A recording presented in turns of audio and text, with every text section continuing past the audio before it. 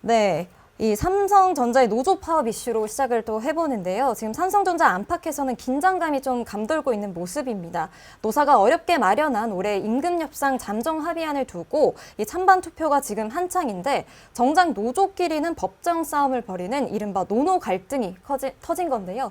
자, 반도체 부문은 수억 원대 성과급을 받는 반면 가전이나 모바일 쪽은 자사주 몇 주에 그친다는 소식이 전해지면서 내부 불만이 좀 폭발한 겁니다. 자, 급기야 소외된 부문 노조가 투표를 제발 멈춰달라 하면서 법원에 가처분 신청까지 내겠다라고 밝혔는데요. 자, 자세한 내용 짚어보도록 하겠습니다. 자, 구체적으로 어떤 노조가 어떻게 움직이고 있는 걸까요? 네, 삼성전자 3대 노조죠. 동행노조가 바로 오늘 오전 9시에 수원지방법원에서 이번 찬반 투표 절차를 중지해달라는 가처분 신청을 낼 예정이라고 합니다. 동행노조는 주로 스마트폰과 가전, TV 등을 담당하는 DX 부분 직원들로 구성된 노조인데요. 현재 진행 중인 투표 과정에서 자신들의 권리가 부당하게 박탈당했다고 주장하고 있습니다. 네, 원래는 여러 노조가 합쳐서 사측과 공동으로 협상을 해오지 않았나요? 근데 갑자기 이렇게 가처분 신청까지 가게 된 결정적인 계기가 뭡니까?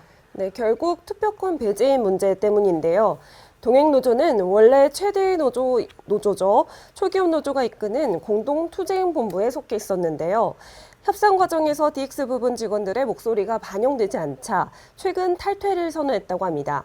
그런데 초기업 노조 측이 탈퇴했으니 이번 투표권도 없다며 선을 긋자 동행노조 측이 비열한 꼼수로 우리의 입을 막으려 한다며 강하게 반발하고 나선 겁니다. 네, 노조 간의 이 싸움이 이렇게 격해진 근본적인 원인을 보면 역시 돈 문제, 성과급 문제인 것 같은데요. 역시 부문별로 극명하게 갈린 성과급의 이 차이 때문이란 분석이 많더라고요. 네, 맞습니다. 이번 잠정 합의안에 담긴 액수를 보면요. 갈등의 이유가 명확하게 보일 것 같습니다. 반도체를 담당하는 DS 부분은 연봉 1억 원을 기준으로 적게는 2억 원에서 많게는 6억 원까지 성과급을 받을 수 있는 반면 DX 부분 직원들은 600만 원 상당의 자사주만 받을 가능성이 높습니다. 무려 100배가 가까이 나는 차이죠. 네, 6억 대 600만 원이라니 같은 회사 안에서 이런 격차가 나면 소외대 부문의 직원들의 이 박탈감이 좀 엄청나겠는데 자, 실제로 노조 가입자들도 늘고 있다고요? 네, 그렇습니다. 이른바 부결운동이 거세지면서 2,600명 수준이던 동행노조 가입자가 최근 13,000명까지 급증했습니다. DX 부분의 결집력이 무서운 기세로 커진 건데 동행노조는 초기업 노조가 이들의 반대표가 두려워 기습적으로 투표권을 뺏으려 한다고 주장하고 있습니다. 네, 이번 찬반 투표는 이제 내일 오전 10시까지인데 법원의 가처분 결정이 그 전에 나올 수 있을지가 관건이군요. 네, 법원의 판단에 따라 이번 투표가 무효가 될 수 있는 긴박한 상황입니다. 만약 투표가 강행되어 협의안이 부결되거나 법원이 신청을 받아들일 경우 삼성전자의 노사관계는 다시 원점으로 돌아가는 극심한 혼란에 빠질 것으로 보입니다. 네, 이렇게 DX 부문의 반발이 거세고 또 법정 공방까지 예고된 상황이지만 아이러니하게도 내일 발표된 전체 투표 결과는 이제 가결될 가능성이 매우 높다라는 전망이 나오고 있습니다. 이렇게 DX 부분이 이렇게 결집하고 있는데 왜 가결 무결론이 나오고 있는 걸까요? 네, 바로 숫자의 무게 때문인데요.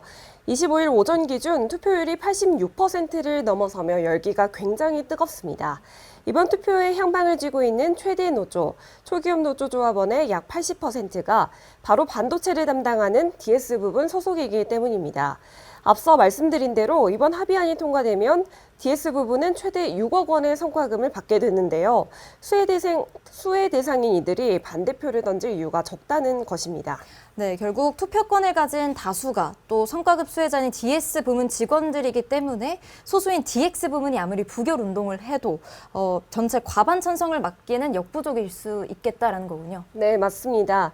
전체 투표권자 5만 7천여 명 중 이미 5만 명 가까이 투표를 마쳤다고 하는데요. 잠정 합의안이 최종 통과되려면 투표 참여자의 과반이 참석하면 됩니다.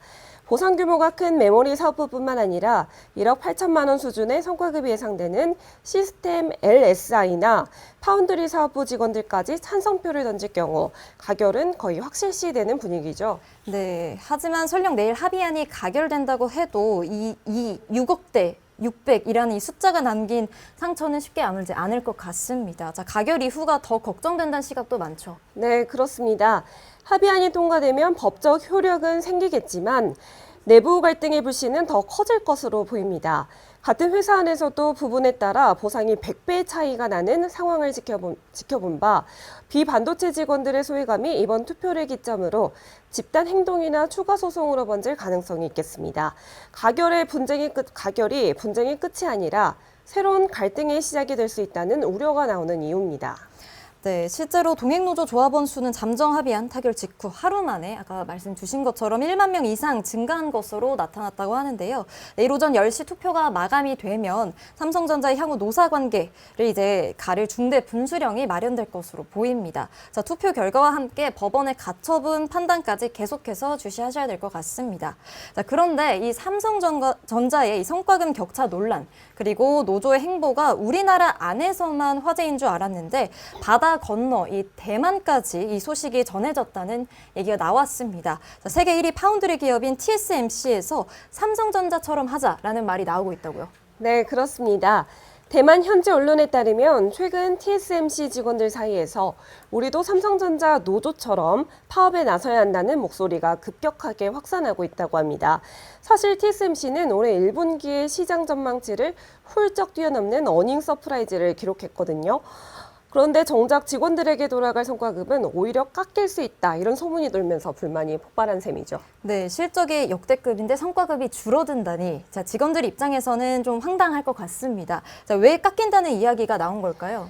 네, TSMC가 현재 미국을 포함해 전 세계가 무려 12개 신규 공장을 동시에 짓고 있기 때문입니다. 여기에 들어가는 천문학적인 투자 비용 때문에 실적이 좋아도 정작 직원들 몫은 줄어들 수 있다는 분석인데요. 직원들은 SNS에 주주들 배만 불리고 직원은 안중에도 없느냐, 매일 밤낮없이 일하는데 양심이 없다며 격양된 반응을 쏟아내고 있다고 합니다. 네, 그런 반응 속에서 이 과정에서 한국 삼성전자 노조의 투표 일정이 좀 구체적으로 언급되고 있다는 점이 참 묘한 것 같습니다. 네, 대만 언론들도 삼성전자의 투표가 모레 마감된다는 사실을 비중 있게 다루고 있습니다.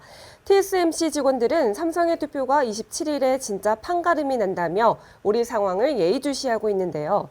심지어 우리도 파업하면 불법이냐, 이제는 파업을 해야 할 때라며 삼성의 노동운동 행보를 벤치마킹하려는 움직임까지 보이고 있습니다. 네, 대만에서는 나라를 지키는 영험한 산이라고 불릴 만큼 절대적인 위상을 가진 이 TSMC인데 내부 결속력에는 좀 금이 가고 있는 모습이네요. 네, 그렇습니다. 공교롭게도 삼성전자는 성과급 격차로 인한 부문 간 갈등을 겪고 있고요. TSMC는 호실적에도 불구하고 투자 비용 지출로 인한 보상 삭감 우려를 겪고 있습니다. 전 세계 반도체 패권 다툼이 치열해질수록 이를 지탱하는 핵심 인력들에 대한 보상 문제가 기업들의 가장 큰 리스크로 떠오르고 있는 상황이죠. 네, 삼성전자의 투표 결과가 우리 내부뿐만 아니라 글로벌 반도체 업계의 노동 지형에도 좀 영향을 줄 수 있겠다는 이슈였습니다. 오늘 가처분 신청 그리고 내일로 이어지는 삼성전자의 투표 향방을 더욱더 주의 깊게 지켜봐야 될 것 같습니다.